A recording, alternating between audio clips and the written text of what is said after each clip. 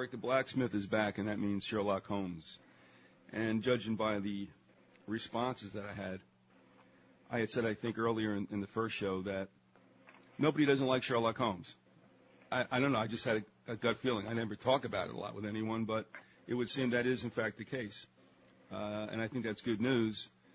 And I think it stands also for the value of Doyle's work and the creativity involved that has lasted all this time. So, Eric, thanks a lot for coming back. And I think you'd agree, wouldn't you, that Sherlock Holmes, we don't really think that much about it. But as a fictional character, he has stood pretty much the test of time. Yeah, he has, Keith. And thanks for having me on for part 2. It's not like I had a choice. You caught me taking a sip of coffee. You're supposed to run with that. All right. Now, you had said at the close of the last show, you're kind of going to take us back to the beginning. Yes. And I also wanted to interject that I hope you had a good Thanksgiving Day. Mine was good. It was fast and painless. Those are the best kind. Sherlock Holmes is a universal character. And at the beginning of the 1939 movie series episodes, there was a statement to that effect, that Sherlock Holmes is a universally appealing character, and basically, no matter what time setting he's in, he's pertinent. Yeah, and it seems by the one email we got from Joe, in which she said she had, I guess, a Netflix series that placed Holmes in the modern era. Yes. In fact, I was able to get some information on that series, and it looks quite interesting, and at some point I'd like to explore that. Okay. At the end of our first show, I said I'd like to explore Study in Scarlet, and that's where Holmes and Watson meet. And I'm of the opinion that Stamford, the guy who introduced them, should be rewarded most handsomely for the favor that he did for the world. And before we get into Sir Arthur's first Sherlock Holmes story, is it okay if I correct a couple of errors from our first show? Yeah, definitely. Go ahead. Mm-hmm. All right. I have a good memory. It's just short. When I spoke about Carnarvon Castle, I mentioned it was in Conway. It's not. It's in Carnarvon. Conway's, it's on the north coast, about 30 miles northeast of Carnarvon. I just want to make sure my geography's right. Conway does have a castle of its own. And here's an aside. It was I guess it was back in 1955, Carnarvon was in the running for the capital of Wales. Cardiff won the vote. And this had to do with the Laws in Wales Acts. This goes back to King Henry VII, where the country of Wales was annexed to England, and I guess it was norms of English admin were introduced, and the whole intent was to make a single state, and this was from the Tudor dynasty. Louise Tooley Hawkins was Doyle's first wife. Now, they got married in 1885, and in 1897, Doyle met Jean Leckie, and they were married in 1907. Word has it that Doyle stayed celibate until Louise died from TB. And it was Jean that conducted the seance for Houdini in 1922. Now, Houdini died on Halloween Day in 1926. And I recall in our first show we spoke about spiritualism, but is it okay if I explore the spiritual aspect at a future time? Yeah, sure. Okay. And Doyle, he visited the States on 3 occasions. Okay, the first time, I believe, was 1894. Again, he visited the States in 1914, and this was around the time that the memoirs of Sherlock Holmes were published. And again in 1922, when he explored the spiritualist aspect, and he did his speeches. I believe he did them at the Carnegie Hall, is where he spoke. And I spoke of Afghanistan and silver. I was referring to a recent discovery of metal deposits. Our boys at the Pentagon must have had their metal detector out. Traditionally, the worry that the Brits had over Afghanistan was over the Russians, and they had the advantage of proximity, and I guess they had their sights set on India. At least that's how the Brits felt. And the Khyber Pass and opium were strong motivators as well. Wait a minute, the Brits thought that the Russians might make a move on India? Yes. Okay. Now, copper's been mined in Afghanistan for quite a long time. And last but not least, here's an expansion and not a correction. When I mentioned the Tay Bridge disaster, those plate photos taken in the aftermath, they were such high quality that they were used in a 2000 study to confirm the original verdict. That's how finely grained these photos were. Mm-hmm. And I recall you talking about black and white photography in New York City. Been there, done that. The two go hand in hand. Yeah. Also, or this might be more accurate. Not as a big deal. I did tell the story that a gentleman related to me about being a photographer and going down to Detroit and taking, just stark photos, black and white, of the decay and stuff. And then what happened was somebody called the police on him, and he got a visit from them, and they wanted to know why he was taking photographs. But the point's clear. I mean, in Naked City and stuff like the Defenders, the old black and white series, mm-hmm. New York City, especially in those days, looked better in black and white. Agreed. Yeah. Now, the very first story that Conan Doyle wrote was a study in scarlet. However, there was a very first attempt, and he wrote the narrative of John Smith. And we talked about this in the first show, and I really wasn't clear on the background behind this. But I was able to find an article, and the print's quite small here. I'm going to have to get real close to the light.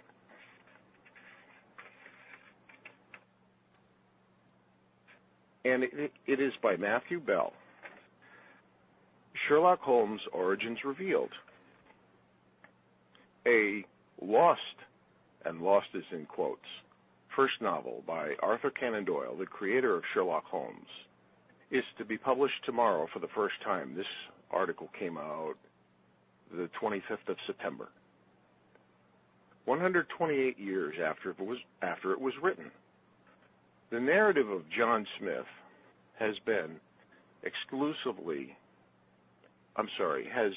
seen exclusively by The Independent on Sunday and provides a fascinating glimpse into the young writer's mind. However, it also reveals that as a young man, he found the creation of first-rate fiction far from elementary. The book's manuscript formed part of a collection of private papers that emerged at auction in 2004 and was bought by the British Library for nearly £100. I believe I have this. Written in 4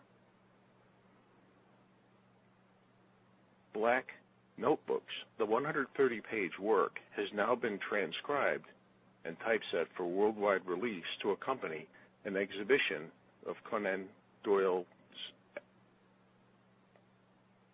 Abelia at the British Library. The print is so small here I can hardly read it. I should get my magnifying glass.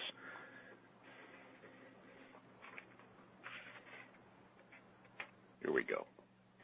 Many years after writing the narrative, Conan Doyle said that he would be horrified if the book ever appeared in print. But academics have defended the publication because of its contribution to understanding his later work. This book gives us a unique insight into the developing creative mind of the writer, says Rachel Foss, one of the book's editors. This is his first attempt to make the transition from a short story writer to a novel writer. The book is about a 50-year-old man who is stricken with gout and confined to his couch for a week. He then attempts to write a book and expounds his views on topics such as medicine, religion, literature, and interior design. Many of the opinions clearly chime with the author's, such as his belief in the importance of science in medicine and his skepticism about religious dogma. Conan Doyle was living and working as a doctor in Portsmouth when he embarked on the novel in 1883. His father had been taken ill due to alcoholism, and the 23-year-old had to support his mother and fund the education of his 10-year-old brother. He had started writing short stories and submitting them to magazines to supplement his income. But he was frustrated by the Victorian practice of omitting the author's name, especially when one of his works in the Cornhill was hailed as being by Robert Louis Stevenson. For that reason, he attempted a novel, which would have his name on the cover. He then suffered a major blow when the manuscript of the narrative got lost in the post, never to be found again. So he rewrote it from memory, the result of which is thought to be the British Library's manuscript.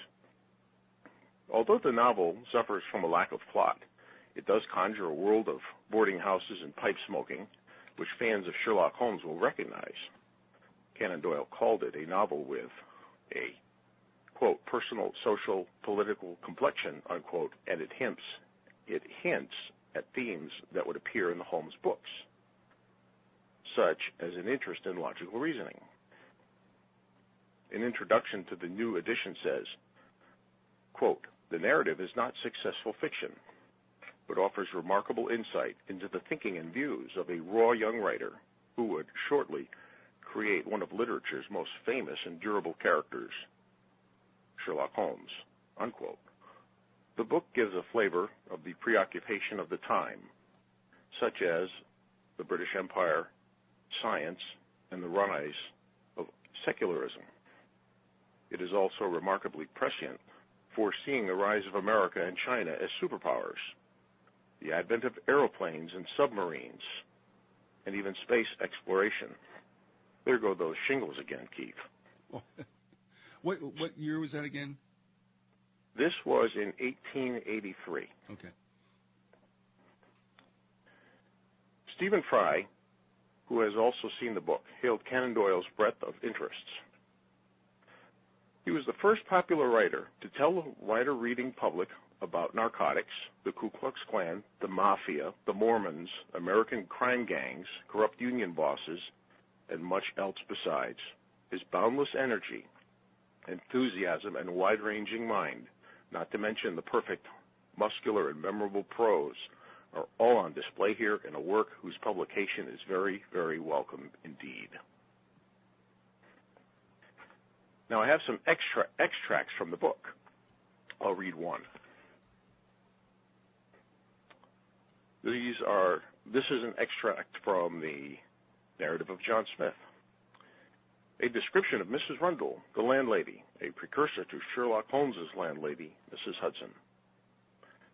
Good Mrs. Rundle, the lodging house keeper, came up with my luncheon and is glad to see me so much better. I think I have mentioned that she is a widow, handicapped in the race of life by 3 children. It is no wonder, poor soul, if her face is a little hard and so puckered up with wrinkles that it looks as though her skin had been made for a larger woman. And she had been compelled to take in tucks in it. Every one of those lines is a record of some fresh trial. Evil fate has scratched its memoranda all over her face as Robinson Crusoe cut the days and weeks into the post. What a catalog of little miseries, all of them real enough and grave enough to her at the time, are chronicled in that meshwork of wrinkles. That is some masterful writing. So that's some of the story behind the narrative of John Smith. I have some clips. Oh, and here's something, Keith, that I hadn't thought about before. As Watson is chronicling the events of his life with Holmes, I'd like to take a look at a practice that's been discussed by yourself, and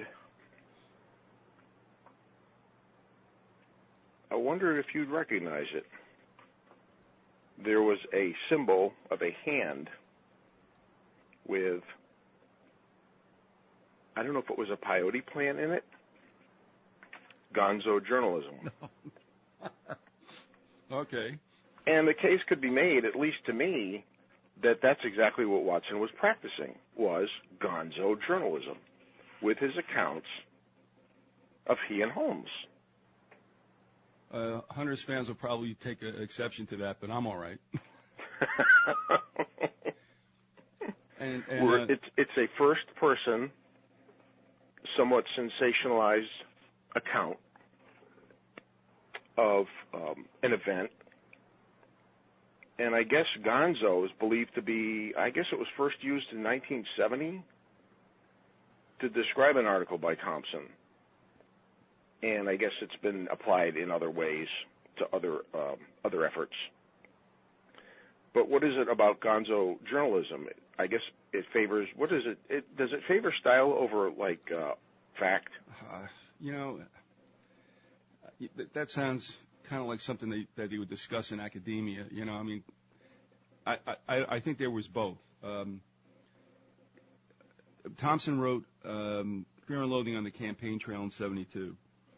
Okay. Very extensive book. Nixon liked him and spent some time with him.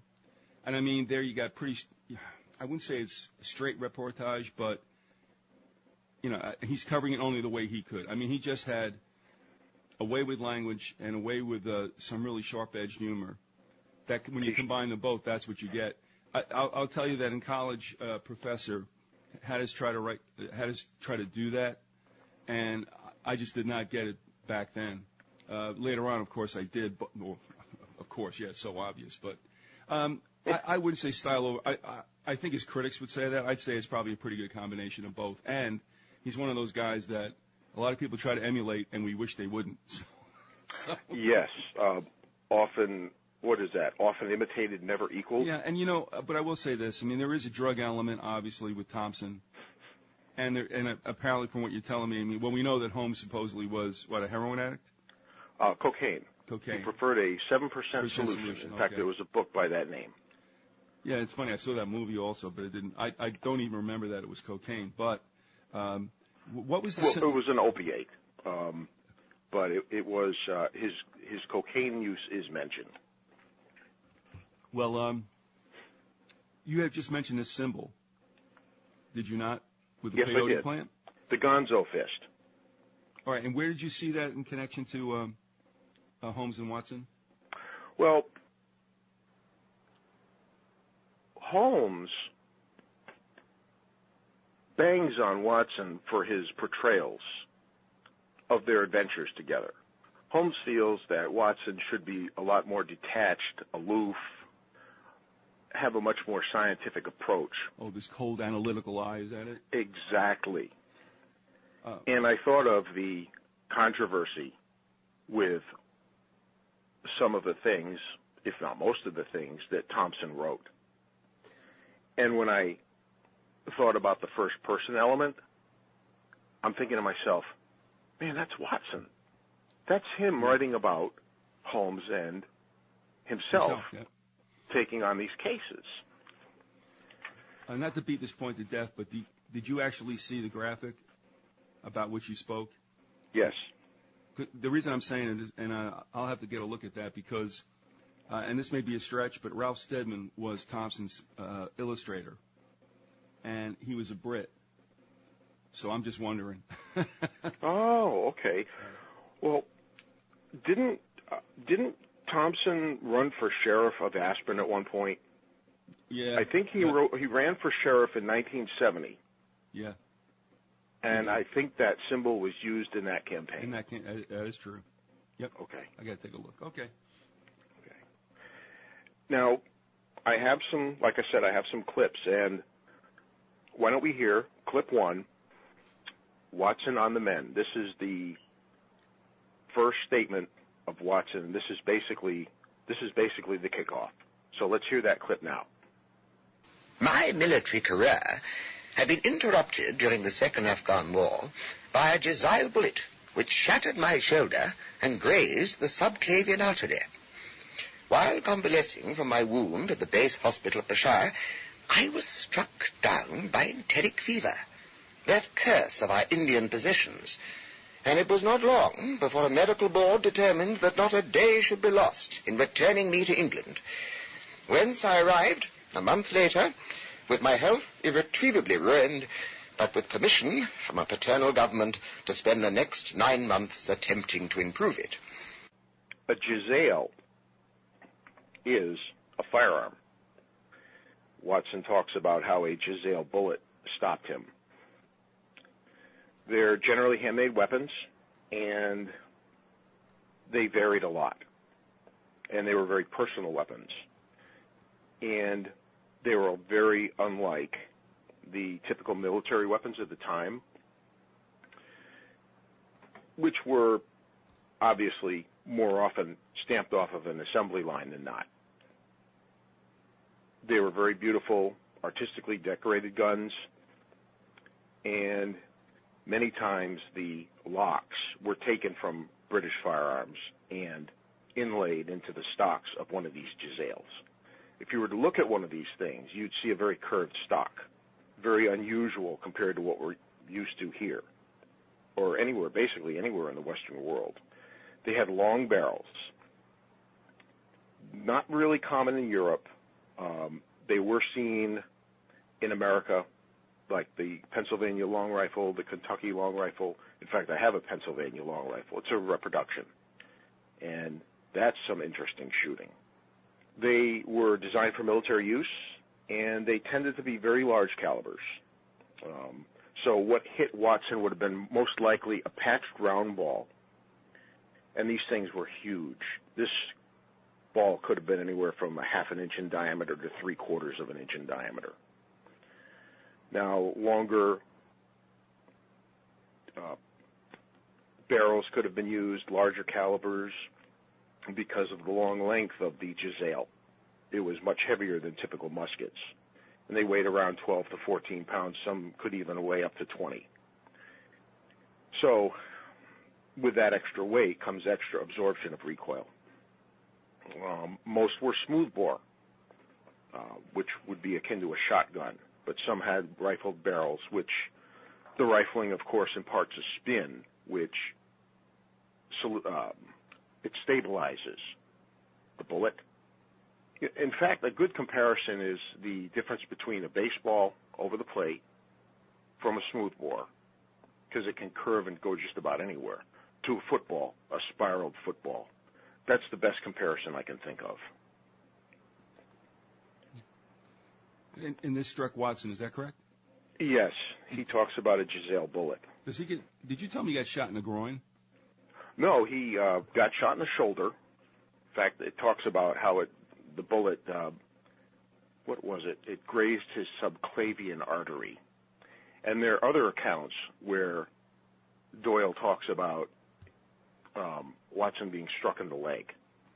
So there's been some joking about, geez, can't Watson remember where he was hit? And it's thought that he was hit in both places.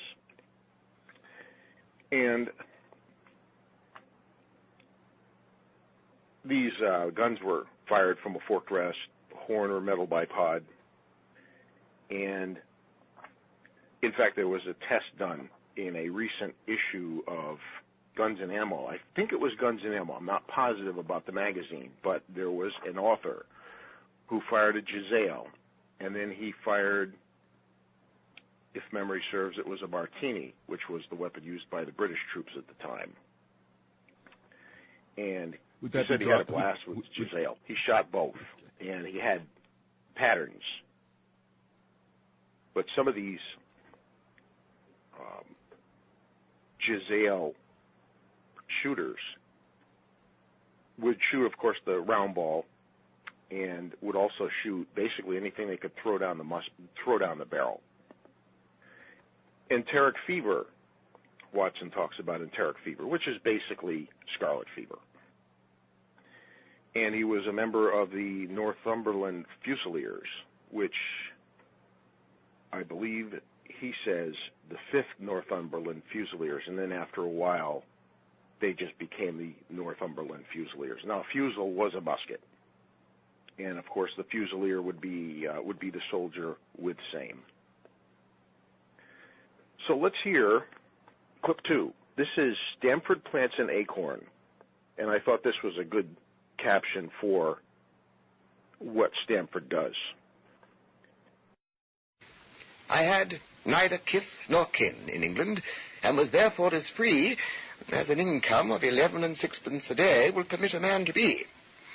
It soon became apparent that I should have to find for myself some unpretentious and inexpensive domicile. Fortunately, a chance meeting in the Criterion Bar with young Stamford, who had been junior to me at Bart's, led in the right direction. I mentioned to him my desire to find comfortable rooms at a reasonable price. You know, Watson, that's a strange thing. You're the second man today that's used that expression to me. Really? Who was the first? A fellow working at the chemical laboratory up at the hospital. He was bemoaning himself this morning because he couldn't get someone to go halves with him in some nice rooms he'd found. Evidently too much for his purse. By Jove. If he really wants someone to share the rooms and the expense, I'm the very man for him. I should prefer having a partner to being alone. You don't know Sherlock Holmes, eh? Sherlock Holmes? No. Why? What is there against the man? Oh, I didn't say there was anything against him. As far as I know, he's a decent enough fellow. A medical student, I suppose. No. I have no idea what he intends to go in for. I believe he's well up in anatomy, and he's a first-class chemist. But as far as I know, he has never taken any systematic medical classes. His studies are, well, desultory and eccentric. Yes. Well, if I am to lodge with anyone, I should prefer a man of studious and quiet habits. How could I meet this friend of yours? Oh, he's sure to be at the laboratory. He either avoids the place for weeks or else he works there from morning till night. If you like, we'll take a cab together. Capital. I should like that very much. Then let's drink up and we'll be on our way. Watson talks about the Criterion restaurant. Now, that's at Piccadilly Circus. And the circus, that comes from the Latin word meaning circle. It's basically a round open space at a street junction. It was built in 1819. It's a road junction. And it's at London's West End. It's in the city of Westminster. And I guess Doyle imagined the meeting between Dr. Watson and the character of Holmes at that bar. Now, the Criterion's still open today, and it's quite a fancy place. In fact, I checked the website out the other day. This place is still alive and kicking, and it's quite ritzy. So they have this conversation, and that's where Stamford, who is described by Watson as being a dresser under Watson at Bart's, which is St. Bartholomew's Hospital. I guess a dresser was somebody, he was a surgeon's assistant. Let's hear clip 3.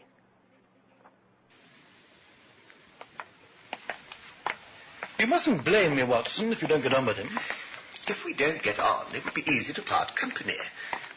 You know, it seems to me, Stamford, you've some reason for washing your hands of the matter. Holmes is a little too scientific for my tastes. It approaches to cold-bloodedness. I can imagine his giving a friend a little pinch of the latest vegetable alkaloid simply in order to have an accurate idea of the effects. Really? But to do him justice, I think he would take it himself with the same readiness. He appears to have a passion for definite and exact knowledge. Very right, too. Yes. But when it comes to beating the subjects in the dissecting room with a stick, it's certainly taking rather a bizarre shape. Beating the subjects? Yes. To verify how far bruises may be produced after death, I saw him at it with my own eyes. And yet you say he isn't a medical student? Heaven knows what the object of his studies is. You must form your own impressions of him.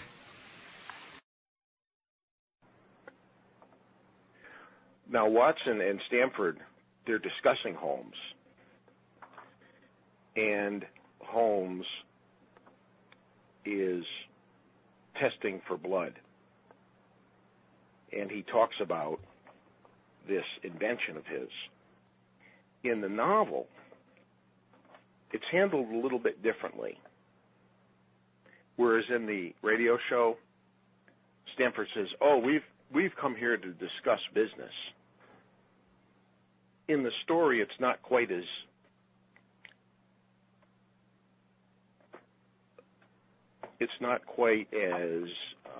stark as that.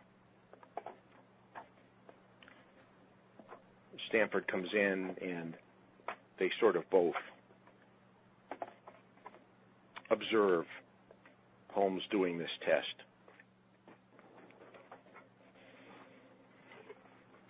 Now, Holmes is doing this test, and I guess he puts some kind of I know what he did.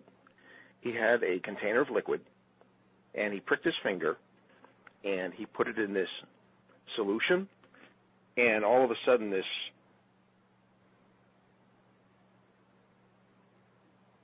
something comes out of the test, and these little particles end up on the bottom of the test tube. Now, this scientist, Schonbein, back in 1863, he discovers the ability of hemoglobin to oxidize hydrogen peroxide. And what happened here, this test made hydrogen peroxide foam. So this was the first presumptive test for blood. And let's hear clip 4, where Holmes and Watson air some laundry. Here we are. Ah, Holmes! Stanford, I have found it. I've found a reagent which is precipitated by hemoglobin and by nothing else. Dr. Watson, Mr. Sherlock Holmes. How do you do? How are you? You've been in Afghanistan, I perceive. How on earth did you know that? Never mind. The question now is about hemoglobin. No doubt you see the significance of this discovery of mine. Let me explain. We came on business, Holmes. My friend here wants to take diggings, and as you were complaining that you could get no one to go halves with you, I thought I'd better bring you together. What a splendid idea. Oh. Dr. Watson, I have my eyes on a suite in Baker Street which will suit us down to the ground.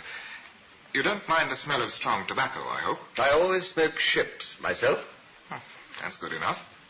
And I generally have chemicals about and occasionally do experiments. Would that annoy you? By no means. Good. Now, let me see. What are my other shortcomings? I get in the dumps at times and don't speak for days on end. You must not think I am sulky when I do that. Just let me alone and I'll soon be right.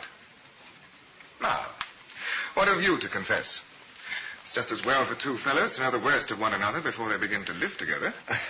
Well, I keep a bull pup, and I object to row because my nerves are shaken.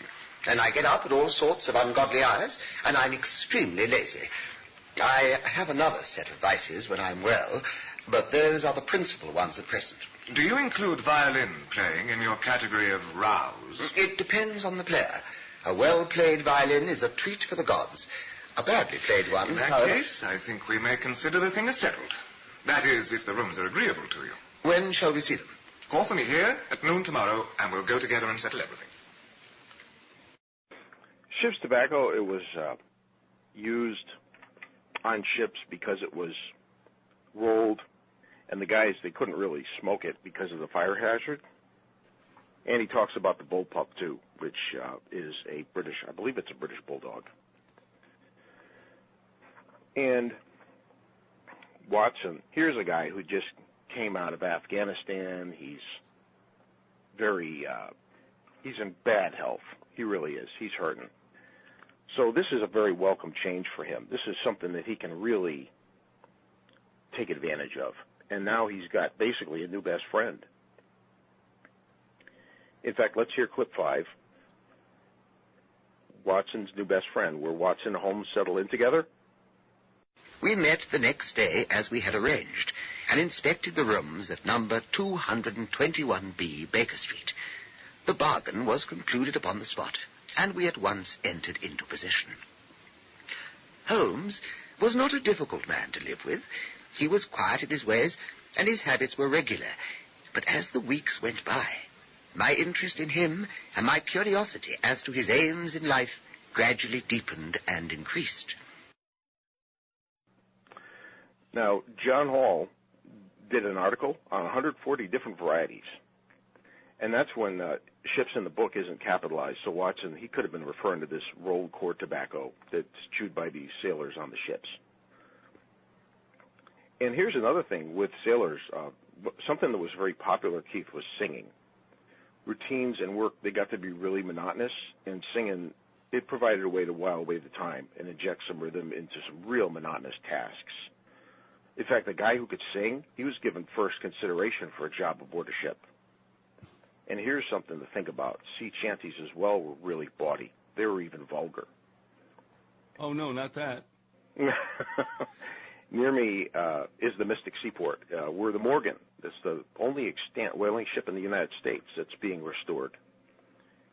And where's this happening? At New London? In Mystic Seaport. Oh, Mystic Seaport. Okay, right. Yeah, yep. And here's clip 6, Getting to Know You.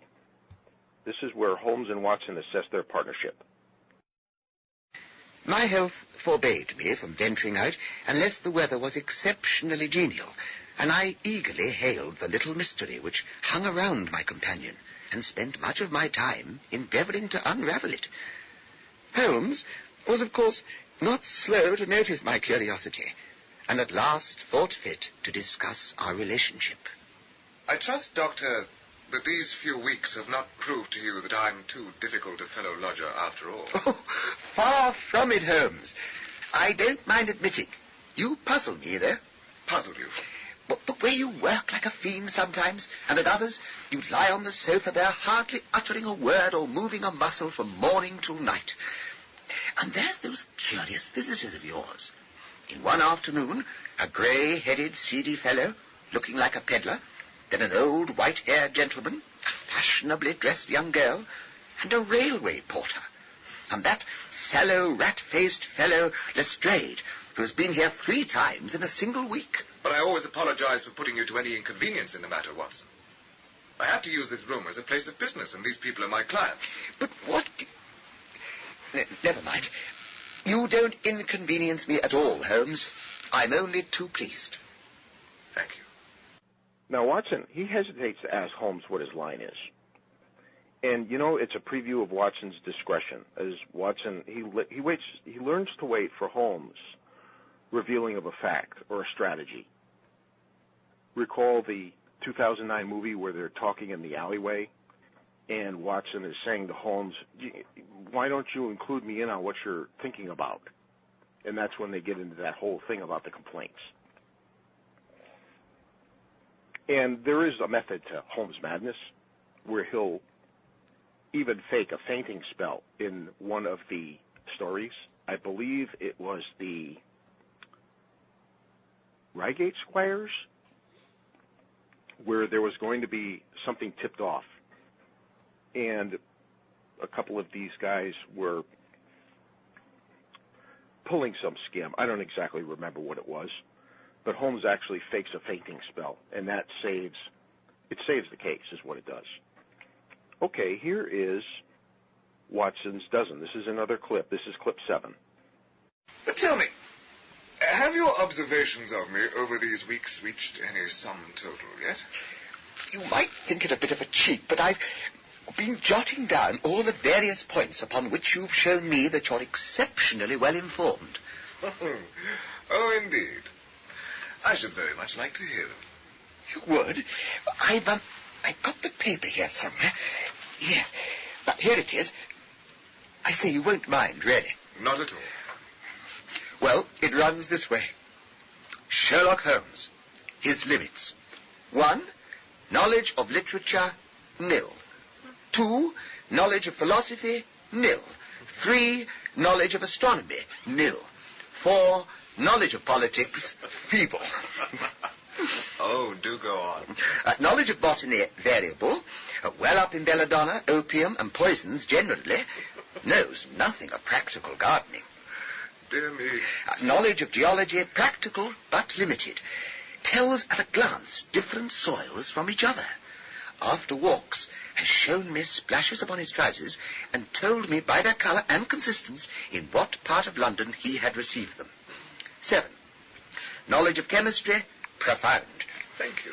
8. Knowledge of anatomy, accurate but unsystematic. 9. Knowledge of sensational literature, immense. He appears to know every detail of every horror perpetrated in the century. 10. Plays the violin well. 11. Is an expert single-stick player, boxer, and swordsman. 12. Has a good practical knowledge of British law. Oh, capital. Now, in a study in Scarlet, Watson's doesn't.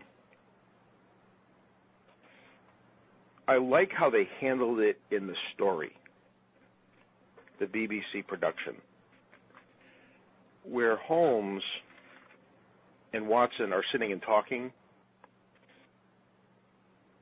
and Watson tells Holmes, hey, I've got this list.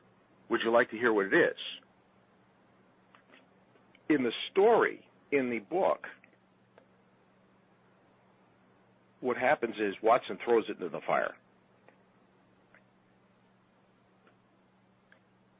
If I cannot find what the fellow is driving at by reconciling all these accomplishments and discovering a calling which needs them all, I said to myself, I may as well give up the attempt at once.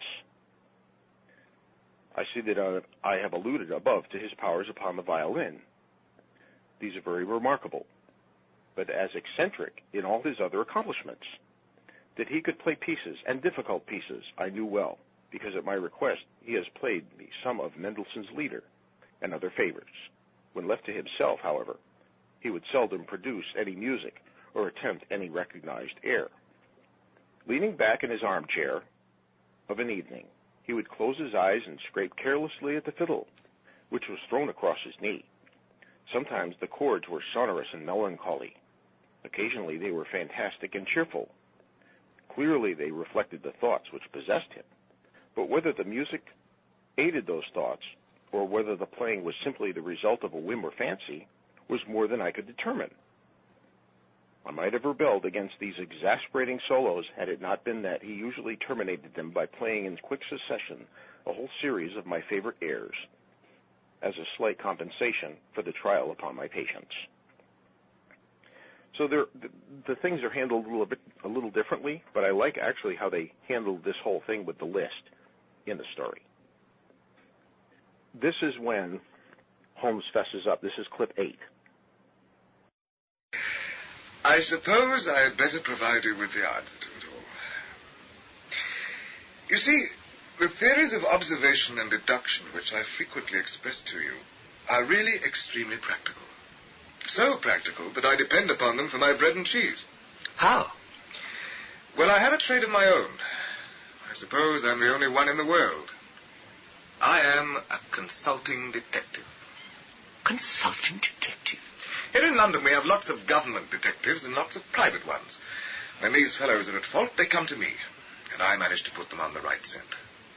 Lestrade is a well-known police detective. He got himself into a fog recently over a forgery case, and that was what brought him here. I see. And these other people? They're mostly sent on by private inquiry agencies. I listen to their story, they listen to my comments, and then I pocket my fee. But do you mean to say that without leaving this room, you can unravel some knot that other men can make nothing of? I have a kind of intuition that way. Observation with me is second nature. You appeared to be surprised when I told you on our first meeting that you had come from Afghanistan. Well, yes. My train of reasoning ran thus. Here is a gentleman of a medical type, but with the air of a military man. Clearly an army doctor, then. He has just come from the tropics, for his face is dark, and that is not the natural tint of his skin, for his wrists are fair. He has undergone hardship and sickness, as his haggard face says clearly. His left arm has been injured. He holds it in a stiff and unnatural manner. Where in the tropics could an English army doctor have seen much hardship and got his arm wounded? Clearly in Afghanistan. The whole train of thought did not occupy a second. Well, it's simple enough as you explain it. But Holmes, I don't really think it... Holmes talks about his being a consulting detective. This is when he talks about what he does. He says that he listens to his clients and he pockets his fee. And he says he's the world's only consulting detective, which is really true. And what Watson does is he observes a guy out on the street, and what happens is Holmes looks out the window and says, after he sees this guy, "Oh, you mean the retired sergeant of Marines." And in the book, in the story, Holmes thinks to himself, "Well, brag and bounce." He's saying to himself, "This guy's full of crap." Well, let's hear clip 9. Really think... I say, that fellow in the street, I wonder what he's looking for. Oh. You mean the retired sergeant of Marines? No, that really is going too far. Oh, well, we shall soon see. He's coming to our door. Really? The trouble is, Watson, that there are no crimes and no criminals these days. What is the use of having brains in our profession? I know well that I have it in me to make my name famous. No man lives, or has ever lived, who has brought the same amount of study and of natural talent to the detection of crime which I have done. And what is the result? There is no crime to detect, or, at most, some bungling villainy with a motive so transparent that even a Scotland Yard official can see through it. Come in. A person to see you, Mr. Holmes. Thank you, Mrs. Hudson. Come in. Thank you, sir. Letter by hand for Mr. Sherlock Holmes. Thank you. May I ask, my good man, what your trade may be? Commissionaire, sir. Uniform way for repairs. And you were? Sergeant, sir. Royal Marine Light Infantry, sir. No answer, Sergeant. Thank you, sir. Good day, gentlemen. Good day, Sergeant. Well, I'm blessed. How in the world did you deduce that? Even when he was down in the street, I could see a great blue anchor tattooed on the back of that fellow's hand. That smacked of the sea. He had a military carriage, however, and regulation side whiskers. There we have the Marine. He was a man with some amount of self-importance and a certain air of command. You must have observed the way in which he held his head and swung his cane. A steady, respectable, middle-aged man, too, on the face of him. All facts which led me to believe that he had been a sergeant. Wonderful. Commonplace. And that's how the radio show handles it, is that Watson confronts Holmes right there. He says, "Oh, Holmes, come on, this is a little bit too much." And then it's revealed that he is indeed a sergeant of Marines. When Watson asks this young guy what his trade is, and of course Holmes had it nailed. And this sergeant of Marines, he's the one that comes in and gives Holmes this note about a bad business regarding this murder. Holmes talks about Gregson and Lestrade for the first time, and how the press will credit them with anything that's solved. And that's pretty much what happens in A Study in Scarlet. It even ends up that way, where the press talks about Gregson and Lestrade being brilliant detectives, and maybe Holmes at some point will rise to their ability. And they really have a good laugh about it. And it's interesting that Watson really talks Holmes into this whole case. This is where Holmes invites Watson to partake in the adventure. And Watson says, "Huh? You want me to go?" So let's hear clip 11. And this one's titled From Gregson to Holmes. But I said just now that there were no criminals. It appears that I'm wrong. Look at this. May I? Yes, read it. My dear Mr. Sherlock Holmes, there has been a bad business during the night at 3 Lauriston Gardens off the Brixton Road. Our man on the beat saw a light there about 2 in the morning, and as the house was an empty one, suspected that something was amiss. He found the door open and in the front room discovered the body of a gentleman, well dressed and having cards in his pocket bearing the name of Enoch J. Drebber, Cleveland, Ohio, USA. There had been no robbery, nor is there any evidence as to how the man met his death. There are marks of blood in the room, but there is no wound upon his person. We are at a loss as to how he came into the empty house. Indeed, the whole affair is a puzzler.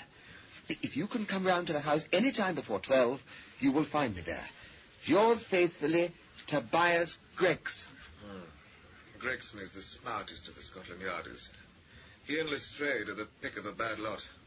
They have their knives into one another, too. They're as jealous as a pair of professional beauties. There will be some fun over this case if they're both put upon the scent. Surely there isn't a moment to be lost. Shall I go and order you a cab? My dear fellow, what does it matter to me? Supposing I unravel the whole matter, you may be sure that Gregson, Lestrade and company will pocket all the credit. But he begs you to help him. Yes, he knows that I am his superior and acknowledges it to me, but he would cut his tongue out before he'd own it to any third person. However, we may as well go and have a look. I shall work it out on my own hook. I may have a laugh at them if I have nothing else. Come on, get your hat. You wish me to come? Yes, if you've nothing better to do. A minute later, we were both in a hansom, driving furiously for the Brixton Road. It was a foggy, cloudy morning, and a dull-coloured veil hung over the housetops. My companion was in the best of spirits, and prattled away about Cremona fiddles and the difference between a Stradivarius and an Amati. We were still 100 yards or more from number 3 Lauriston Gardens when Holmes insisted upon our alighting, and so we finished our journey on foot. And Watson refers to Holmes' mention. He talks about violins. And it's said that Holmes owns a Stradivarius. He talks about Strads and Amatis and how they compare. Well, here's the family, the Amati family. They were making violins back in the 1500s. And there is debate as to whether Stradivari apprenticed under Amati. Now, Stradivarius, his first known violin was inscribed with some kind of statement of apprenticeship with Amati, but that's debated.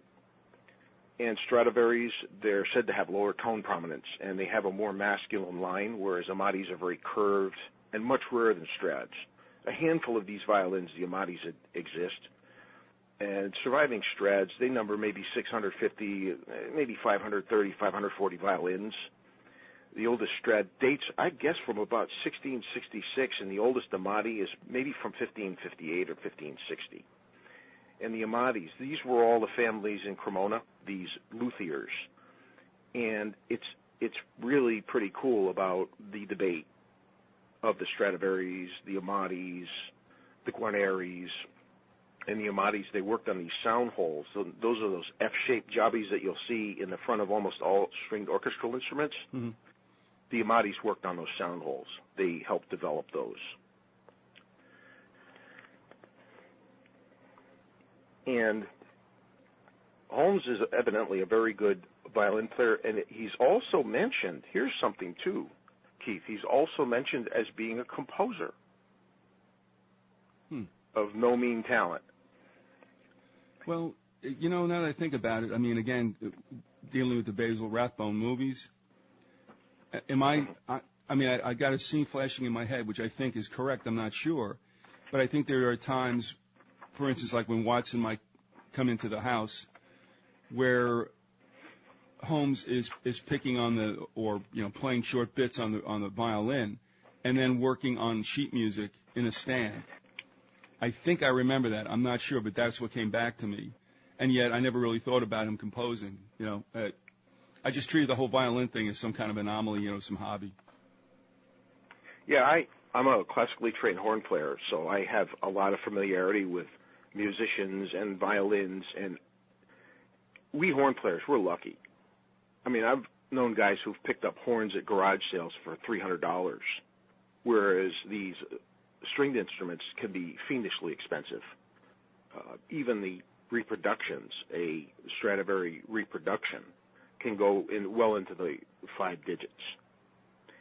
And I've known musicians who, for years, were very frustrated by not being able to get one of these finer instruments, and the insurance. Somebody's playing in an orchestra, or even students in conservatory who are trying to get an instrument. I've heard many a lament about, oh my gosh, I'm saving up for that $100,000 Stainer or some such thing. I mean, I've taken my horn apart and thrown the thing in the dishwasher. I mean, we're lucky we can get instruments for so inexpensive a price.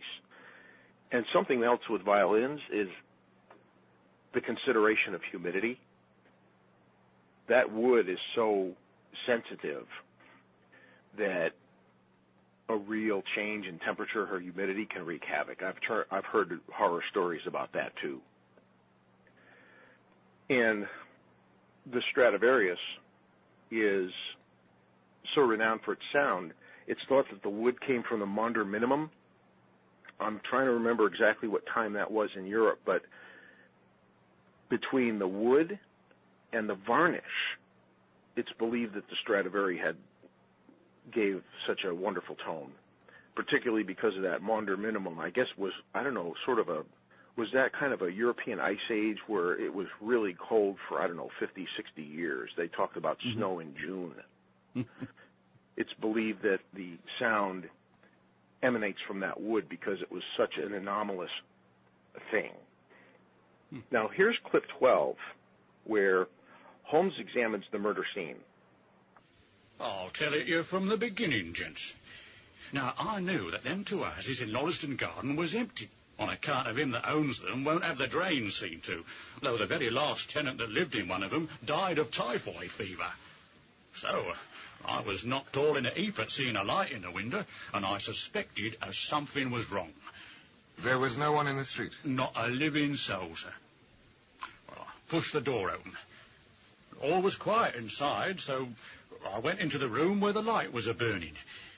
There was a candle flickering on the mantelpiece, a red wax one. By its light, I saw... Yes, I know all that you saw.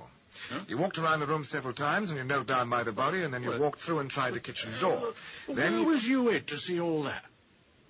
It seems to me that you knows a good deal more than you should. Here's my card. Don't get arresting me for the murder. I'm one of the hounds, not the wolf. Mr. Gregson or Mr. Lestrade will answer for that. Go on, though. What did you do next? I went back to the gate and sounded my whistle. Well, that brought Murcher and two more to the spot. Was the street empty then? Well, it was as far as anybody that could be of any good goes. What do you mean? I've seen many a drunk chap in me time, but never anyone so drunk as that cove. He was at the gate when I come out, leaning up agin the railings and singing at the pitch of his lungs about Columbine's newfangled banner or some such stuff. He couldn't stand, far less help. What sort of man was he? He was an uncommon drunk sort of man. He'd have found himself in the station if we hadn't been so took up. His face? His dress? Didn't you notice them? I shall think I did notice them, seeing that I had to prop him up. Me and Murcher between us. He was a long chap with a red face, the lower part muffled around. That will do. What became of him? Well, we'd enough to do without looking after him.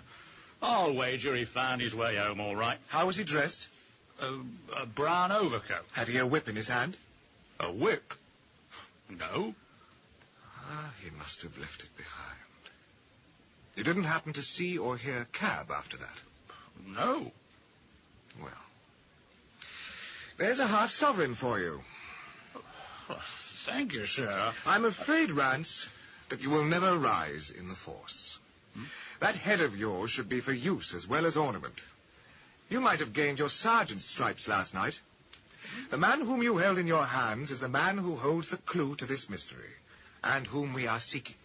Oh, but I tell you... There is no use arguing about it now. I tell you that it is so. Come along, Doctor. And Watson talks about his pulling out a tape measure. He's lying about. He's using a magnifying glass. Now, here's where Holmes is said to be the first detective to use a magnifying glass in a case. He looks around the room. He'll make little comments and whistle to himself, and he's just sort of doing a running commentary. Now, Holmes, he comes across this site, this scene, and he sees what he calls something left by a herd of buffaloes. And Holmes earlier talks about Lestrade and Gregson, and how they're like a pair of professional beauties, and they have their knives into each other. And you can hear in this particular episode that, yeah, they're doing just that. They've got the long knives out for each other. They find on this guy some money, and among the things is the Decameron, a pocket edition of the Decameron by Boccaccio. And the Decameron, I guess, what was it, a collection of about 100 novellas by this guy that, I don't know, they began maybe 1350, finished in 1353. And it's a medieval work. And because this guy, Drever, was such a drunken lecher, it seems fitting that Doyle would put this in his pocket. And what is it, erotic to tragic? And even, I guess, guys like Shakespeare and Chaucer, they're said to have borrowed from the Decameron. Mm. So let's hear clip 13, Holmes and Watson en route to Rance's. It was 1 o'clock when we left number 3 Lauriston Gardens. Sherlock Holmes led me to the nearest telegraph office, where he dispatched a long telegram. He then hailed a cab and ordered the driver to take us to the address of Constable John Rance. There is nothing like first-hand evidence. As a matter of fact, my mind is entirely made up on the case, but still we may as well learn all that is to be learned. You amaze me, Holmes. And surely you're not as sure as you pretend to be of all those particulars you gave Gregson. There's no room for a mistake. The very first thing which I observed on arriving there was that a cab had made 2 ruts with its wheels close to the curb.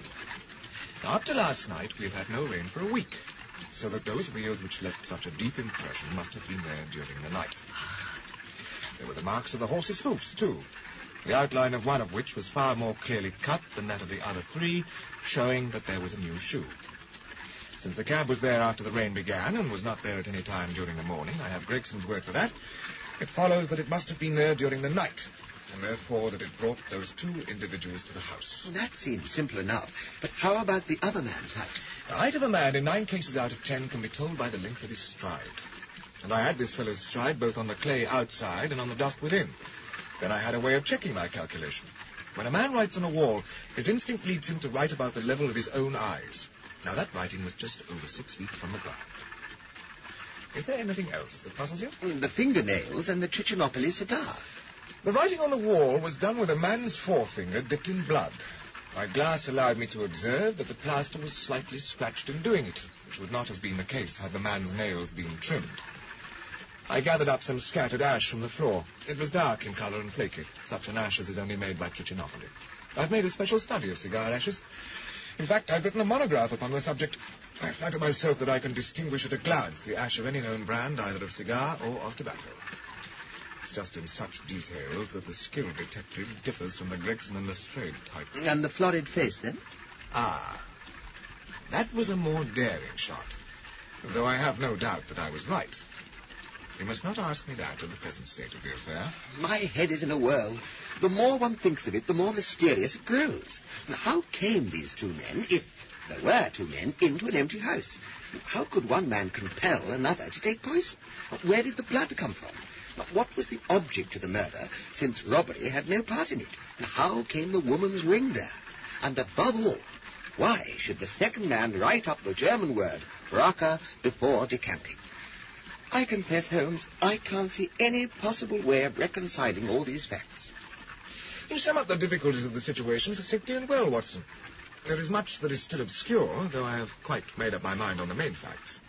As to Paul Lestrade's discovery, it was simply a blind, and intended to put the police upon a wrong track by suggesting socialism and secret societies. Now, they're on their way to Rance's after Holmes got the information of the constable who accosted Jefferson Hope. See, Jefferson Hope, he took work as a cab driver. so he could better lay his fingers on these two guys, Drebber and Stangerson. And let me read a description of the story itself. I think this will help clear things up. Now, there's two parts to this story that's significant. There's the whole element of Mormonism and the United States, which that's a separate show unto itself. The story begins in 1881, where Dr. John Watson runs into an old friend, Stanford, due to a shoulder injury sustained in the Anglo-Afghan War. Watson was forced to retire and is now looking for a place to live. Stanford reveals that an acquaintance of his, Sherlock Holmes, is looking for someone to split the rent at a flat at 221B Baker Street. Stanford takes Watson to the local hospital's lab, where Holmes experiments with a reagent for hemoglobin detection. Watson reveals that he is willing to split the rooms at 221B, and he and Holmes list all of their faults to make sure that they accept living with each other. After seeing the rooms, the two move in. Watson's amazed by Holmes, who has profound knowledge of chemistry and sensational literature, very precise but narrow knowledge of geology and botany, yet knows little about literature, astronomy, philosophy, and politics. Holmes also has multiple guests visiting him at different intervals during the day. He reveals to Watson that he is a consulting detective and that his guests are clients. One of these guests turns out to be a retired Marine sergeant delivering a message from Scotland Yard about a recent murder. Holmes invites Watson to accompany him as he investigates the crime scene. Holmes observes the sidewalk and garden leading up to the house before he and Watson meet Inspectors Gregson and Lestrade.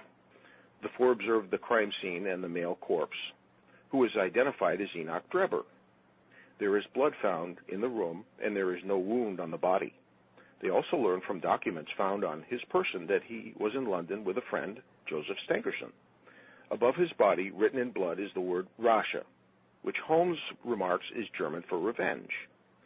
He goes on to deduce that the victim died from poison and describes what he believes the murderer looks like: 6 feet tall, with small feet for his height, a florid complexion, square-toed boots, and smoking a Trichinopoly cigar, or Trichinopoly cigar. Trichinopoly is an area in India where the British Empire had sway, and this was a major cigar growing area. His fingernails on his right hand are long, and he came in a cab whose horse had 3 old shoes and 1 new one. Holmes listens to a constable's story about a drunk man loitering by the scene of the crime and informs him that the drunk was really the murderer revisiting the scene to collect a ring that Holmes found on the body. Holmes puts a notice in the paper about the ring, expecting that the murderer, having already returned to the scene of the crime for it, would come to retrieve it. The advertisement is answered by an old lady who claims that the ring belongs to her daughter. Holmes follows her and, upon returning, reveals to Watson that the old lady had taken a cab. He hopped onto the back of it, and upon their arrival, the lady was nowhere to be seen. She had escaped from it, leading Holmes to believe that it was the murderer's accomplice. The next day, Gregson visits Holmes and Watson and tells them that he has captured the murderers in quotes. He had gone to Madame Charpentier's boarding house, where Drebber and Stangerson had stayed before the Drebber's murder. He learned from her that Drebber, a drunk, had attempted to kiss Madame's daughter, Alice. She, in turn, evicted the two. Drebber, however, came back later that night and attempted to grab Alice, prompting her older brother to attack him. He attempted to chase Drebber, but supposedly lost him. Gregson then went to apprehend the brother. Lestrade then arrives, revealing that Stangerson is dead. He had gone to visit Stangerson after learning at what hotel he was staying. His body was found dead near the window, stabbed through the heart. Above his body was again written Rasha. The only thing Stangerson had with him were a novel, a pipe, and a small box containing 2 pills, which Lestrade has on his person. Holmes tests the pill on an old and sickly Scottish terrier, killing it. He deduces that one was poison and the other harmless. Now, this is where, when Jefferson Hope accosted Drebber after he took him into this vacant house, he gave him a choice. Okay, take one I'll take the other. Let God determine if there's justice in the world. Choose and eat. If you don't choose, it's my knife in your throat. If you do choose, you have a 50-50 chance of survival. So Drebber takes the poison pill, and he's dead. Now, there's discussion about what kind of poison this could be. I'm thinking it would be something like conine. And this could be taken from the hemlock plant. Because when Holmes is on the scene and he's looking around, it's noticed that he smells the victim's lips. Now, certain poisons do emit a smell. And it's believed, like, you've got almonds, you know, the cyanide-based stuff. Right. But this ability to smell this is apparently genetic. So Holmes picks up on this smell. And this hemlock, I'm trying to think of the character. There was somebody who was poisoned around, I don't know if it was 200 or 300 AD with hemlock. Can't remember who it was. A famous figure. You mean the philosopher? Yes, that was it. It was Aristotle, I think, wasn't it? There you go. Yes, thank you. Now, if I could I go over some of the timeline of events in the life of Conan Doyle? Sure. Okay. And these are just bullet points. I'll go into the details at some other point. He's born in May 22nd, 1859 in Edinburgh, Scotland. Now, Doyle went to a Jesuit boarding school in England. And his father was really having troubles with alcoholism. Doyle he goes to Edinburgh Medical School, where he meets Dr. Joseph Bell. This is in 1876. Now, in 1879, Doyle's work, it's published for the first time, and the story is The Mystery of the Sasasa Valley. I think I'm pronouncing that right. And in 1880, he's a ship surgeon on the Greenland whaler Hope. And in 1881, he gets a Bachelor of Medicine and Master of Surgery degree, and he leaves from Liverpool. He serves as a medical officer on the steamer Mayumba. And in 1882, he establishes his own medical practice. In 1883, he joins the Portsmouth Literary and Scientific Society. And on August 5th of 1885, he marries Louisa Tooley Hawkins. In 1887, his study in Scarlet is published. In 1889, his first child, Mary, is born, and Micah Clark is published. 1890, Sign of Four is published. And in 1891 is when he gave up his medical practice in favor of writing, and this is when he published The White Company. Adventures of Sherlock Holmes was published in 1892. Now, Doyle actually visited Reichenbach Falls. This is also 1893. This was the year that Louise is diagnosed with tuberculosis. And his father, Charles, dies in that year, too. And Louise was taken by Doyle to Switzerland because of her health. And Doyle joins the British Society for Psychical Research. Now, we had discussed at one point whether Doyle was chummy with, what was his name, Rhodes? Cecil Rhodes, yeah. At one point, Doyle and George Bernard Shaw had a big go-around, a big debate.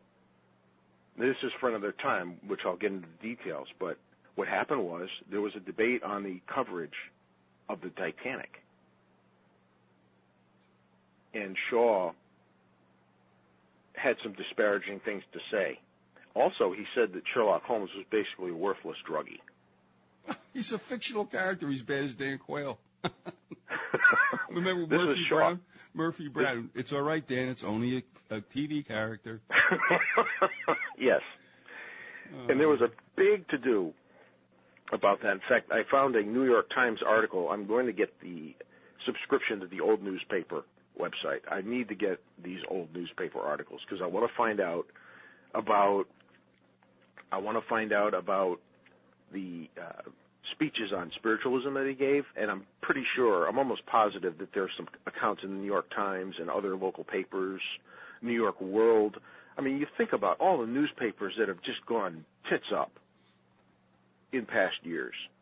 There used to be how many newspapers around the 1880s, 1890s, 1900s, and you look at it today, and there's just a shadow of what there used to be. Yeah, in fact, that one website that I mention every so often, chroniclingamerica.loc.gov, will list newspapers. Usually they don't go past around 1922, 25, but as you said, I mean, there were literally thousands at that time. And, you know, we've seen consolidations from time to time, especially in New York. If you remember, maybe you don't, I think I got a little bit up on you age-wise, but, yes. I mean, there was a New York World, New York Telegram, there was a Journal American, the Daily Mirror, and, I mean, I watched them all go by the wayside, and now you have another consolidation, not only of newspapers, but of media in general, which was never supposed to be allowed by the FCC, and it certainly has taken place. In other words, Murdoch has gone in and bought so many TV stations, so many newspapers in one city, and that was not the way it was supposed to be. So, no, and there was an interesting article in the New York Times.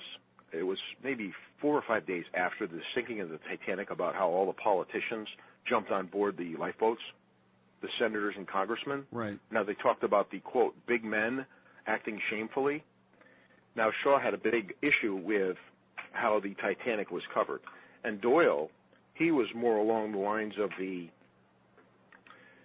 English culture, and, in fact, it was said that being British is what caused casualties to be about 10% higher than everybody else. One of the, I don't know if it was a crew member or whom on the ship said, okay, men, act British, and that just chilled them right out. So there was even a cultural aspect to this, and there was an article, it was entitled Fatal Politeness, and a little bit more on Holmes's life. In 1893, the adventure of the Pinal problem is solved. 1895, he visits Egypt, and he met Jean Leckie, 1897. Now, in 1900, he serves in the Boer War, and The Hound of the Baskervilles was published in the Strand magazine. This was in 1901, and The War in South Africa, Its Causes and Conduct, is published, and this is where Doyle gets knighted. This was in 1902.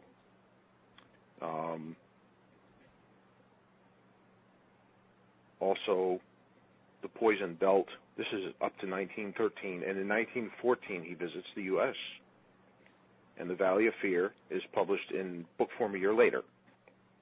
And 1916 he declares his belief in spiritualism, and he speaks publicly on spiritualism in 1917.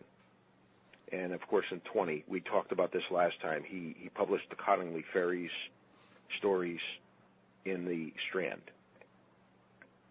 And this is when Jean Conan Doyle discovers that she has the ability to do automatic writing, and this was in 1921. And there's more here. I don't want to go over too many details, but basically that's his life, and then he dies in 1930. A couple of years prior to his death, he launched on a 5-month tour of Africa. He went all over Africa. And I have a poem here that was written by John MacDonald, and this is about Holmes meeting Watson. Well, this is really about Stamford and how he introduced them and how Watson and Stamford are talking in the bar. And this is what it's called, The Toast at the Criterion Bar by John MacDonald. When someone tapped me from behind, amidst those strangers I would find young Stamford, who in past had been a dresser under me at Bart's. I hailed him as some long-lost friend, and he agreed to lunch with me. Within the din of cabs and carts, he heard my tale of tragedy. Poor devil, Stamford said at last, as we arrived for our repast. What are you up to now? He mused. in search of rooms at decent price. Why, you're the second man who used that phrase today. Who was the first? A bloke who's found a place that's nice, but needs the rate between two dispersed. Well, I'm the man for that, you see. A strange expression looked at me. Above the wine glass Stanford held. You might not care for him. But why? Is there some mark against him? Tell. I don't say that. He has his ways, but seems a decent sort of guy, unless his beating corpses strays. Long years have come and gone since then, but now I have returned again, to where young Stanford's heart beamed out, to warm mine up for a better part, to play in life than idling about. Although young Stanford's not so young, let's raise our drinks to toast his heart, an old acquaintance then be sung. A lot of happy people in the world that Stanford introduced those two. You know, what I was taking a look at, and not all roads have to lead there, and I'm not trying to make a play on Cecil Rhodes, but honestly, there were a number of literary figures, like H.G. Wells, I guess, that were in and about London at a certain time, and of course, they had the Fabian Society at that time as well. I think Rhodes died in 2004. I'm not sure, but there seems to have been something going on there, and I was wondering if Doyle might not have been in with that crowd, but apparently he wasn't.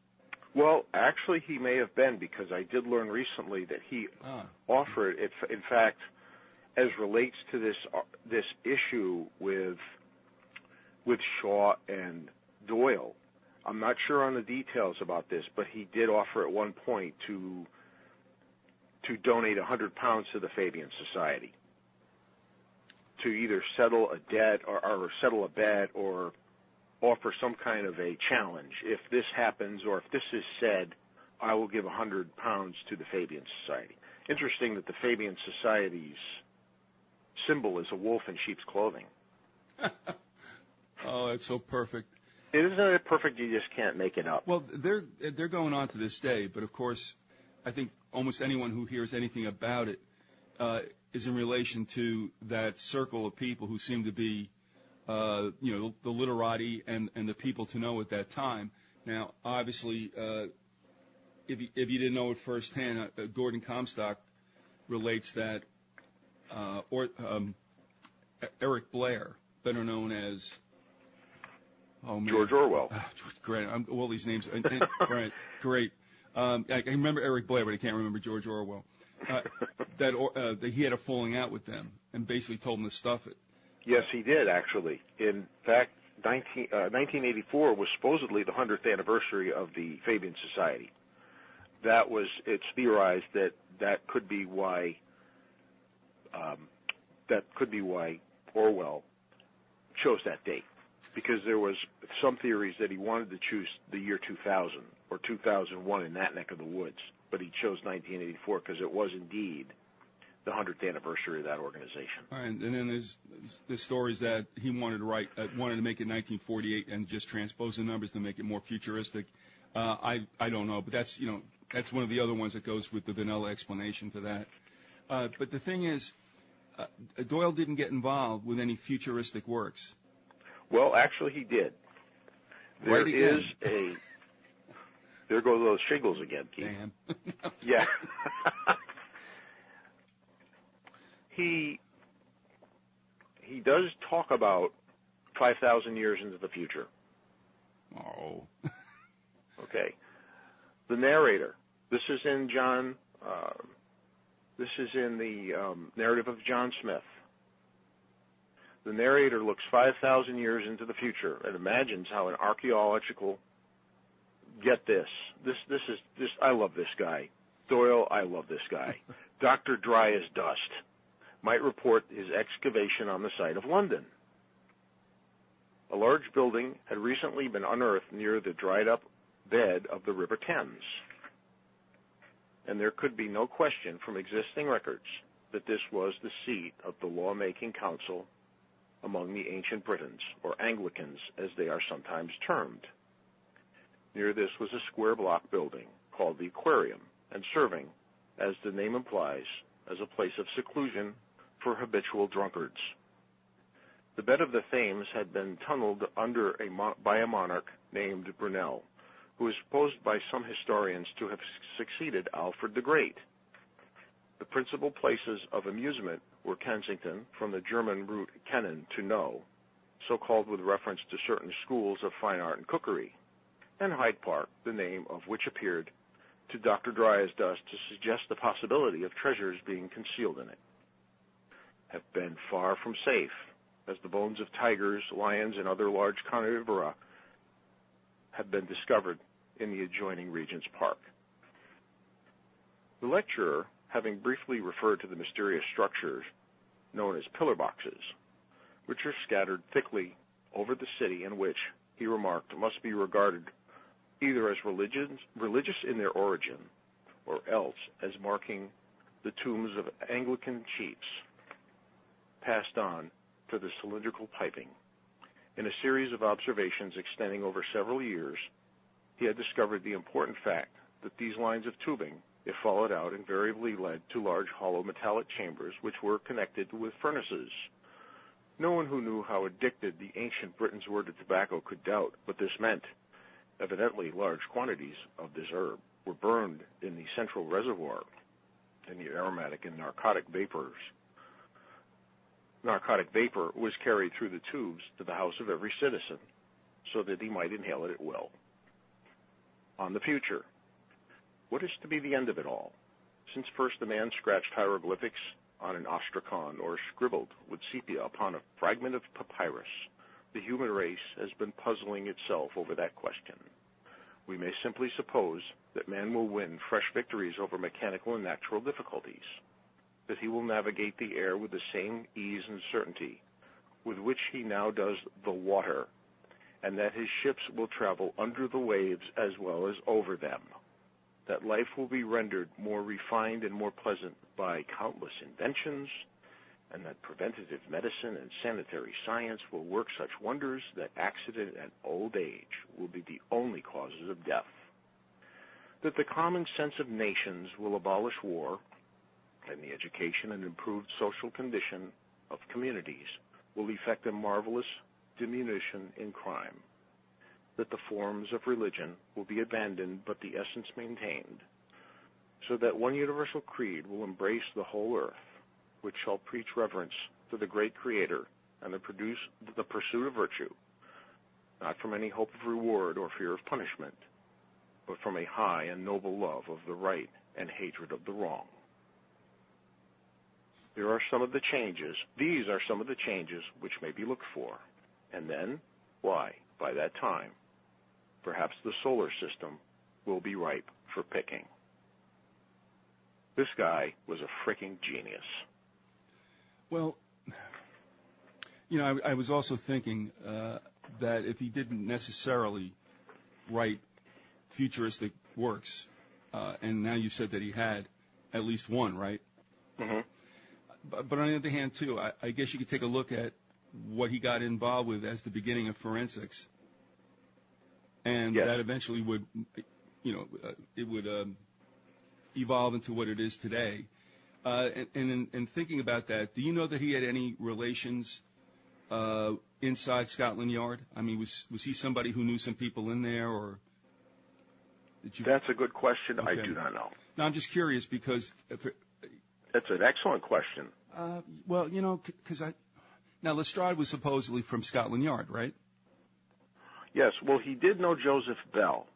Right. And I'm trying to recall if Joseph Bell had any kind of collaboration with Scotland Yard. I'm going to go out on a limb and say I believe that he did. That Bell had more of a connection with Scotland Yard than Doyle did. Okay. Well, all right. I also wondered, and I don't know that you have found this or not. Now, Lestrade's made the look a little bit on the helpless side.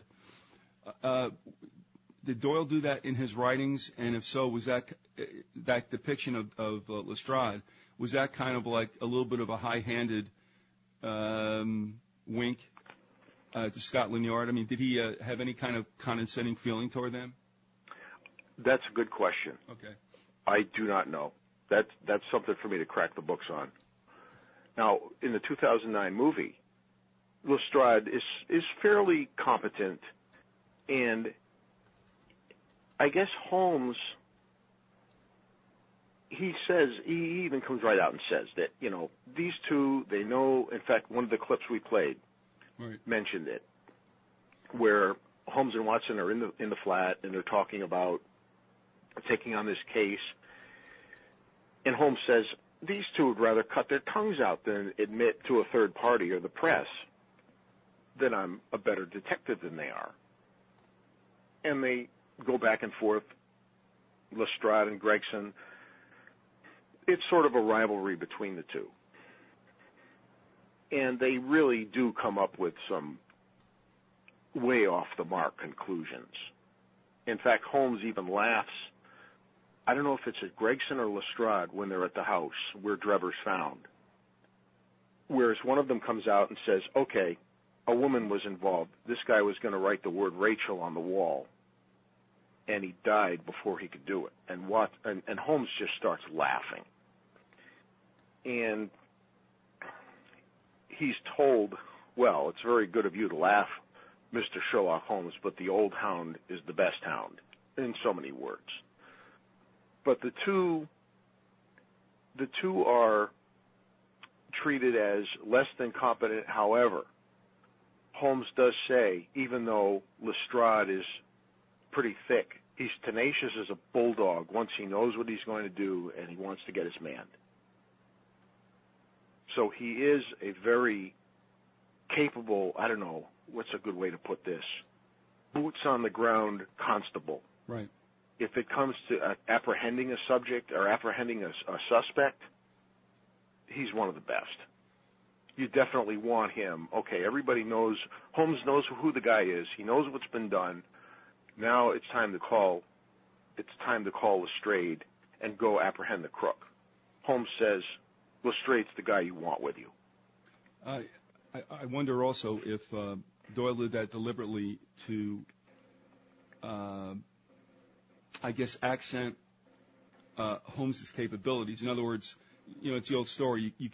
Someone can be above everyone else because they're just genetically more sound. And then, of course, there's that whole idea that if you can cast doubt on others' capabilities or necessities, as we might call them, then that would also make the protagonist like Holmes look above all. And I mean, at least in the movies, the old movies, I don't know how closely they take the relationships. You've mentioned this before, but maybe we might want to address this. In other words, Holmes, at least in those Rathbone movies, kind of dignifies both Watson and Lestrade, but there's also that little smirk on his face when he sees that they're kind of like doing a Freddie Flintstone in their tracks and not really coming up with anything. He kind of gives them a little shove and then, commends them for like coming up with the idea, if you know what I mean. Oh, yes. In fact, in the story in A Study in Scarlet, he talks about just how good, quote unquote, good they are. Well, with you guys, there should be nothing left to look at. And I'm trying to find where it is in the book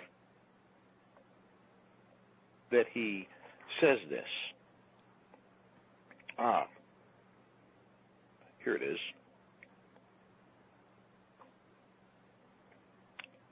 Rasha. What do you think of that? Cried the detective with the air of a showman exhibiting his show.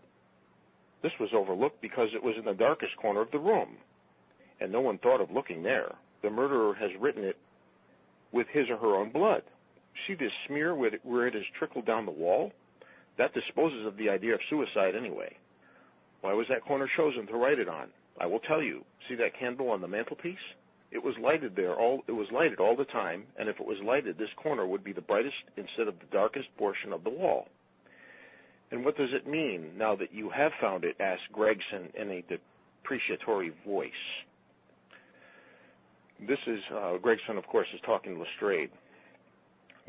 Why, it means that the writer was going to put the female named Rachel, but was disturbed before he or she had time to finish.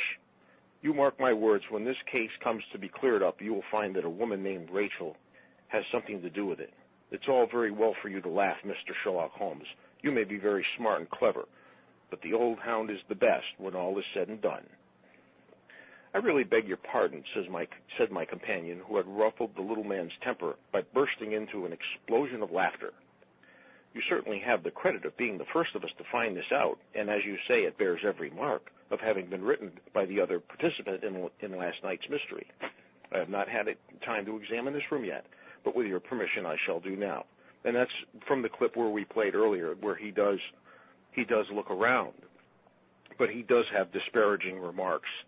In fact, when this Charpentier is arrested, one of the detectives comes to Holmes' house and says, "I've arrested the guy who's guilty of the crime." And his name is, you can see Holmes is worried because he's thinking, oh, geez, what if this guy really did get Jefferson Hope? Then he hears the name Charpentier, and he just says, well, why don't you tell us how you did it, Inspector? Why don't you take a seat and have a cigar? Dr. Watson will give you one. How about, is it too early for whiskey? No, I think I'll have some, thank you. So he really pads the detective's ego. Mm-hmm. Yeah. He really fluffs the ego up. You can just see how he's so clever that way. And I don't know, it's like that old saying, if somebody wants to make a fool of himself, sometimes it's best to just get out of the way and let him do it. And that's what Holmes does with Lestrade and Gregson. Well, that's a good look at Study in Scarlet. And I would like to finish up next time, A Study in Scarlet, to finish up how Holmes and Watson apprehend Mr. Jefferson Hope, and also get into the elements of the United States plot, where this all begins. Okay. This all begins with the Mormon Church and how they took in some people that were in the desert, and ultimately leads to some very ugly emotions and the score being settled. Now, people can also listen to A Study in Scarlet. And Keith, you've got some links on your website. Yeah, let me just do this, a couple of odds and ends. But since you mentioned the links, let's do that now. And a lot of folks have, throughout this last couple of months, mentioned that they're disappointed with listening to alternative or patriot shows and such, and I kind of write back to them and I said, well, why do you even bother? I mean, why go back to your vomit? I mean, I know that sounds horrible, but it's like, what did you expect there now that you know what you know? But the thing is, listening itself is I wouldn't say it's addictive. I mean, it's interesting, and it can go with people's work. At the time when I was at the library, I used to have it on as background all the time. People at home, whatever.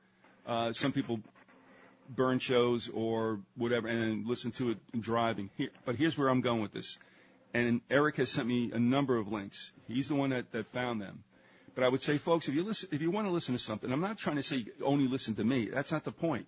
Listen to whatever you want to listen, but then if you don't like what you're getting, why do it?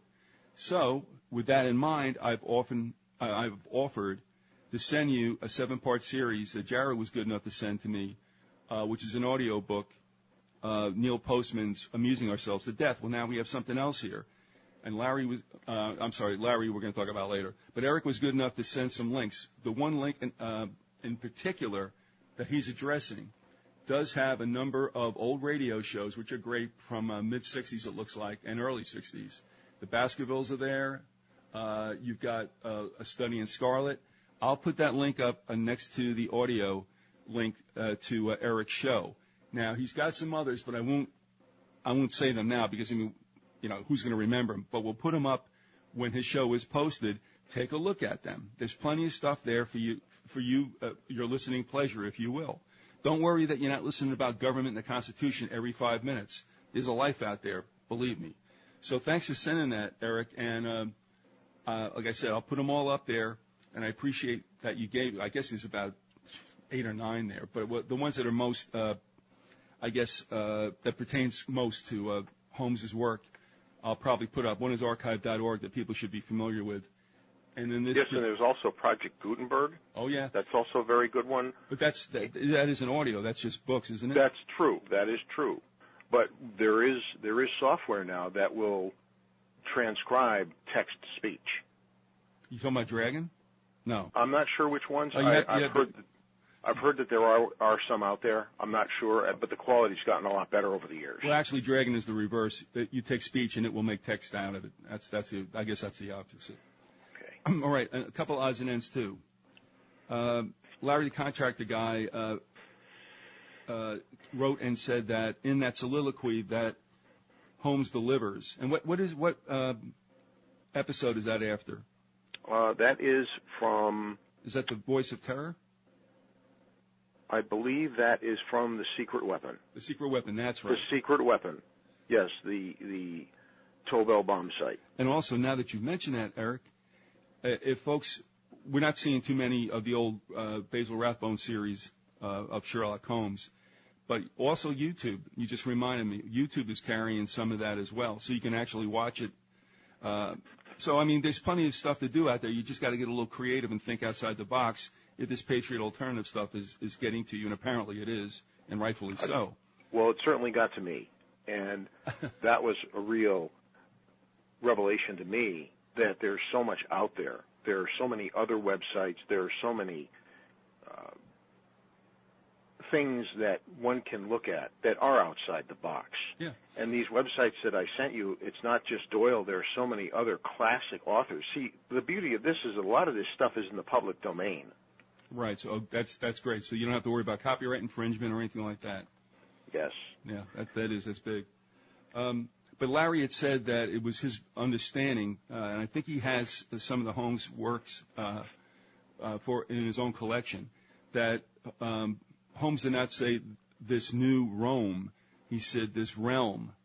And Larry said, I'm really pretty sure that's what he said. What was funny, though, is that because anyone who listens to what I've been doing with the I-Man in Montgomery all this time and in other places, but I have no problem looking at Britain as being part of a new Rome. So it made perfect sense to you and to me. Yes. And so I never even flinched. But I think it was realm because in years gone by, watching that, I think that's what I heard was realm as well. But no matter what, Larry, thanks a lot. And if you're wrong, bad things are going to happen to you. But at any rate, we appreciate the interest, and I believe you're right. So, but as we look at it, New Rome fits without a doubt.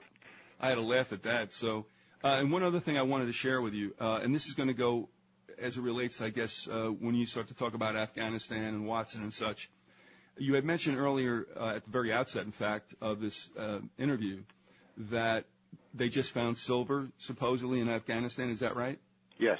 They found a huge whomping metal deposit. Well, and real quickly, let me just share this with you, because a story popped up in my head that I just wanted to relate to that. It may be, in some of these cases, with American incursions into certain Southwest Asian countries, that it may be for certain kind of deposits that are there. We think about oil only, but there's other stuff going on. And you just mentioning about the silver in Afghanistan reminded me that this would not be the first time we were poking our noses around for what's underneath the ground. And I say this because it also ties in what you were saying about Russia, the United States being concerned, or Britain being concerned that Russia was going to make a move on India. And here we go. There was a Jesuit priest by the name of Michael Delisle Lyons. I interviewed I think it is great-nephew, who wrote an essay on this guy. He was just remarkable. What a talent, what a mind. But as things worked out, he was sent over to India, and it looks like there was a duality, that he was there to, I guess, proselytize, if you will, the Indian people, but at the same time, he was geologically assessing what minerals were where in India, the thought being that as the war was coming to a close, that they didn't know it yet. I'm just saying it was in the latter stages. They were looking at places, the United States was, where they could grab what they needed for certain weaponry. and one of the things was beryllium. And yes. Lyons charted out what he was supposed to do for the government. He actually met Mahatma Gandhi, too. That was pretty cool. But he also broke his vows of celibacy and begat 2 children who are alive today. One of them lives in Australia and also was on the show. But he goes back to the United States and apparently in Colorado. And I guess he worked with the beryllium as a triggering mechanism for the atom bomb. And what's interesting is that a man of peace would help you could say, well, the atom bomb brought about peace. Okay, fine. But his working with the beryllium killed him. And he died in Colorado. But the whole point about him being in India with this kind of like dual existence reminds me of what happened or what happens with Watson in Afghanistan and the whole idea, the Brits' concern about the Russians. It all comes together because we forget that there are other things that are not seen beneath the ground that may be important to certain countries besides just oil. So I just want to throw that out there. If I can ever find that essay that his great-nephew Jeff wrote, I'll post it up again. But what a story, but again, indicative of certain Western nations and their desire to get their hands on what lies beneath. So Afghanistan, I mean, and let's face it, India too to a certain degree. But the Brits were in there also, I think, for the opium. I mean, the British East India Company, Indian Company, I think, was involved in that as well. I mean, why in the world would Brits be in India if it wasn't for something, other than, empire? Excuse me with that little frog there. So, anyway, I just wanted to throw that in there because it just seemed timely, and you're going to revisit that subject probably in more totality in another about 2 segments from now. Would that be right? That would be right. Yes, I really would like to concentrate on Afghanistan and the modern series that was sent, the reference to the modern series that was sent to you and CC to me. Right. The show's title, the series title is Sherlock, and it really brings it home because of Watson's coming back from Afghanistan today. Yes, he was in Afghanistan in the Victorian era, and Watson can be said to be from Afghanistan today. That's how timeless this whole thing is with Sherlock Holmes and Watson, I feel. Yeah, Joe said that she had watched, I guess, this Netflix series entitled Holmes, which brings him to the present day, just as you said, which is kind of interesting, to say the least. The other thing that we may be looking at also is that, and I don't want to take this too far afield to get into politics again and all this other stuff, but I'm not so sure that there won't be some further cause for Russia and China to not appreciate our presence in Southwest Asia. Now, we may be getting out of Iraq, at least personnel-wise. I'm wondering where the materiel is going to go. Is that coming back home? I got a feeling it's not. The troops may be, and good for that. But I don't see our presence leaving that area. In fact, I just got an email this morning that was written last night, obviously, since this is the wee small hours of the morning, where there's some kind of news blackout going on. I can't confirm this right now, but it doesn't surprise me. So, at any rate, it's funny how literature, fiction in particular, often tells you more truth than the truth you get from the mainstream news, which is more fiction. So. Oh yeah. It is. It's. I hate to use the word fascinating, but it is. Can I wind up on a joke? Sure. Oh, here we go. Okay, let me get the sound bite for the drum roll. Yeah, go ahead. The rim shot. Bada boom. Yes, because we talked about figures in literature. Mm-hmm. Well, here's an elderly man of convivial habits, but he was also very bookish, was hailed before the bar of justice in a small country town. "You're charged with being drunk and disorderly," snapped the magistrate. "Have you anything to say why sentence should not be pronounced?" "Man's inhumanity to man makes countless thousands mourn," began the prisoner in a flight of oratory. "I am not so debased as Poe, so profligate as Byron, so ungrateful as Keats, so intemperate as Burns, so timid as Tennyson, so vulgar as Shakespeare, so—" That'll do, interrupted the magistrate. 7 days, And, officer, take down that list of names he mentioned and round them up. I think they're as bad as he is. That was a joke. Supposed to be. That was a Myron Cohen Shaggy Dog story. Oh, yes. Where did that come from, by the way? I mean, is this a Holmesian thing or what? Well, actually, I got it from a book. It's called The Public Speaker's Treasure Chest by Herbert Prochnow and Herbert V. Prochnow, Jr. And it's got a whole lot of stories and resources and anecdotes about things for public speakers. Oh, or icebreakers and that kind of stuff? Exactly, yeah. All right. Yeah, that froze me out. I'm looking. Never mind. I can get in so much trouble now. I guess we can call it a day. Sounds like a plan.